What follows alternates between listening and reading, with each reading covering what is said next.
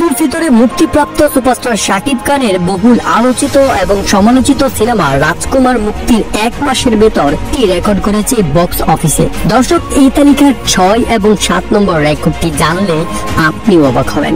এই তালিকার প্রথম নম্বর রেকর্ডটি হলো শাকিব খানের ক্যারিয়ারে এখন পর্যন্ত সবচেয়ে বড় বাজেটের সিনেমা ছিল রাজকুমার, যা একটি অনন্য রেকর্ড। এবং নাম্বার 2, মুক্তির আগেই রাজকুমার সিনেমার বাজেট রিকভার হয়েছে।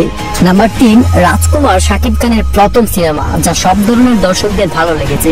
এবং নাম্বার 4, বছরের সবচেয়ে ব্যবসা সফল সিনেমা রাজকুমার। এবং নাম্বার 5, শাকিব খানের অনেক পছন্দের গল্প ছিল রাজকুমার। এবং নাম্বার 6, এই প্রথম কোন বাংলা সিনেমা যা 3 কোটি টাকার উপরে ওটিটিতে বিক্রি হয়েছে।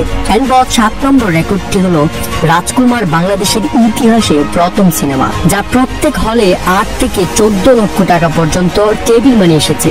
এবং নাম্বার 8 রয়েছে এই প্রথম কোন বাংলা সিনেমা যা বাইরের দেশে সবচেয়ে বেশি দামে বিক্রি হয়েছে।